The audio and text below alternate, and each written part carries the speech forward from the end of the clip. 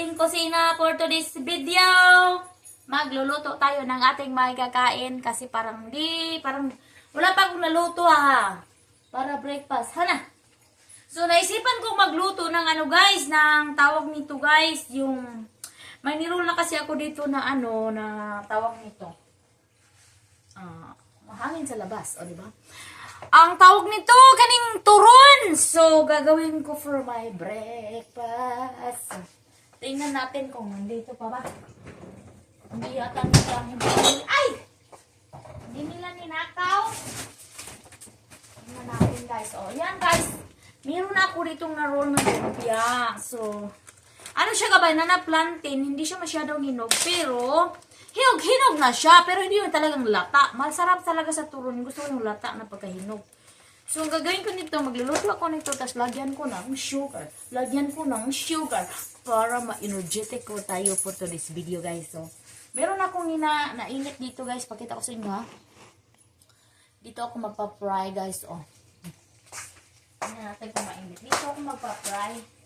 Ito siya, guys. Ayun. Hindi pa siya mainit.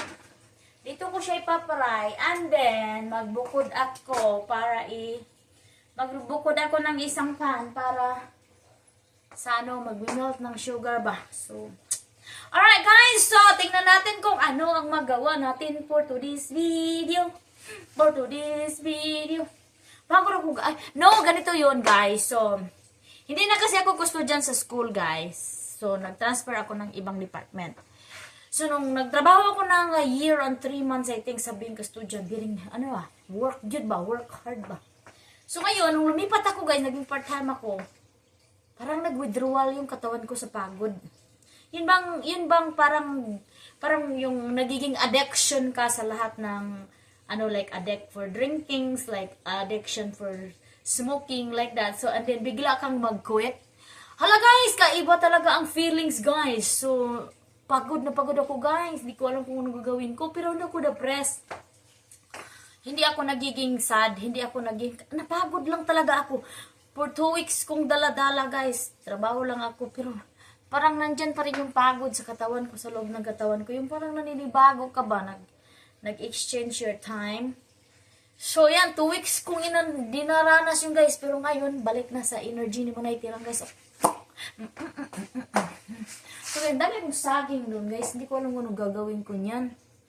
Nahinog na sa. Alam niyo man, sometimes, bibili ako ng saging. Wala pang isang araw, ubos na lahat. Sometimes, pag babili ako ng saging uli, hindi na kinakain. Hindi ko alam kung anong gagawin yan. So, guys, pakita ko sa inyo kung hindi naman din pwede magawang turon yan. Kasi parang parang tundan. So, yan. Ang ginagawa kong turon is banana plantain. Yung parang kardaba lang sa atin, pero it's the same taste lang, pero dila lang siya parehag tawag nito. Sa tawag different siya kapag banana, pero ang taste niya parang saba lang. So ayan guys, magluluto muna tayo ng ating turon para may pang-almusal tayo kasi pupunta ka ako ng guys. Dalhin ko yung kaibigan ko sa base later para kunin yung prescription na doon sa base. Alright guys, stay tuned and I will show you my banana. Alright guys, alright. 6 lang na piraso ang niluluto ko kasi pang snack lang naman yan hindi naman yan talagang pang bigati na pagkain. So, 6 na piraso lang ilagay na natin dito guys. So, hindi ako mag-melted ng sugar dito kasi pag mag-melt ako ng sugar dito, masisira yung oil ko. So, magseseparate ako para i-melt ko yung sugar ko para idili ko doon mamaya sa aking turon. Ayun guys. Bago pa naman itong mantika ko guys. So ayaw kong lagyan ng dumi dyan na kahit anong mga crumb or something. So ayan, I think ang laman ng mantika nito guys siguro mga 1 galon. So kailangan ko ingatan kasi kailangan ko kunin kaagad yung mga itim-itim dyan. Kasi pag guys, maglagyan ng crumb-crumb, pangit na yung oil. Alright guys, I'll show you later guys how to make some sugar melted Meron na tayong pan dito na hindi nakuha ang buling kasi ang tagal na. Hindi makuha guys, hindi ko alam. So, meron tayong pinainit dito at saka meron tayong ilagay dito na peanut oil. So, ang laman yan guys, ang laman nitong, ano na ito, air fryer, parang isang ganito. So, sayang din naman pag hindi natin iingatan. Na parang madumi lang kaagad. So, lagyan natin ng oil ito guys para mamimil tayo ng sugar dito. Yung banana guys, naging okay na siya. Naging golden brown na siya. I-off na natin to guys. Para hindi tayo masunog. So, naging golden brown na siya guys. Oh, ang sarap diba? Oh, sarap. Oh, maghantay na lang tayo mainit itong ano natin. Hantay na lang tayo ng mainit. Kaya meron tayong sugar dito guys. Oh, ito yung sugar na gagamitin ko guys. So, ching chang choy. Kimchi man na guys. Oh, so, yan. So, ayan guys. So, mag-ano tayo, mag-melt tayo ng sugar dito para mailagay natin sa coating ng ating banana turon. Alright guys, meron na tayong sugar dito. Lagay natin itong sugar na to para mag-melt siya guys ba? Para ilagay natin yung ating banana. Yes. Ayun lang guys, i-melt lang yan natin siya. Tapos, kunin natin yung saging.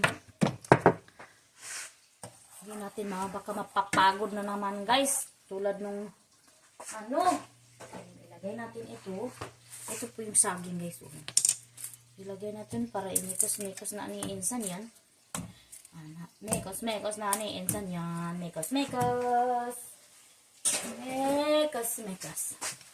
Yan guys. Oh, yan. Mag-melt na yung Hindi natin palakasan ng apoy kasi mapapagod na naman guys. Matutong. Yan. O, diba guys? So, mag-stick lang yung sugar dito sa mga gilid-gilid ng mga saging. Ayun. O, diba?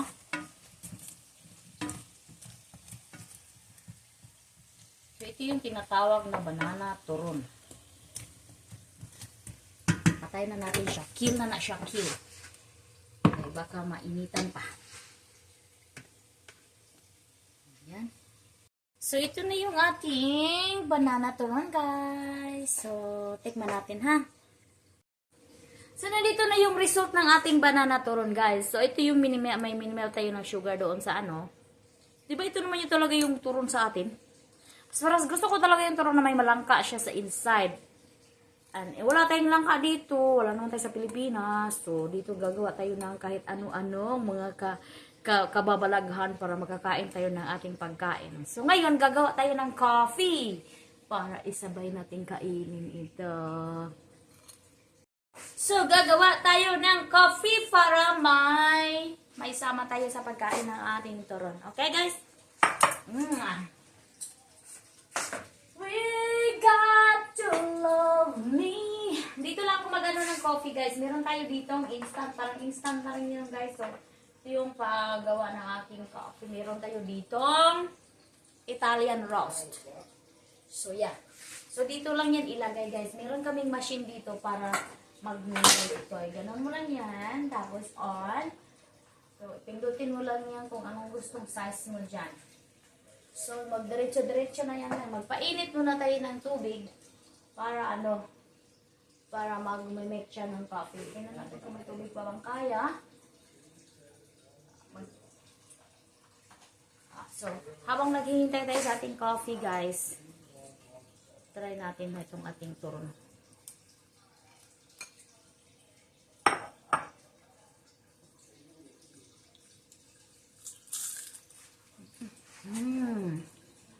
Kasi ang banana kasi nga, nilagay ko dito sa ilalim.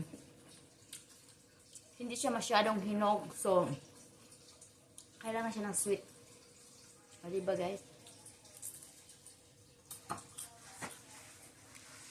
Guys, lalabas na siya guys. Ayan, ang paggawa ng coffee. Ito yung coffee machine namin guys.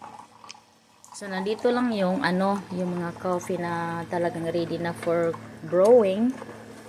Yan. At saka yan. Ganyan lang yan.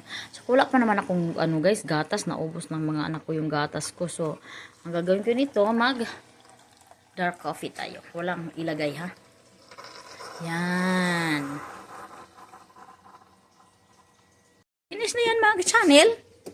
Ganun lang yan. Kunin mo yan. Tas itapon. Tapos, ilagay uli. Ipatayin mo na siya dito. Ayan. Mabilis lang siya, guys. Hindi na tayo magsala-sala. Magpropaganda muna tayo for today's video. Nagluluto ako ng turon. Ate Gina, naglaway ka, I know for sure. So, ayan, Ate Gina. Gumawa ako ng turon for today, banana turon. So, this is a very delicious snacks for Filipino people.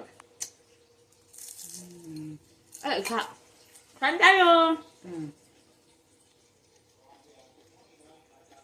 Ito na guys, magkakape na tayo with my turon.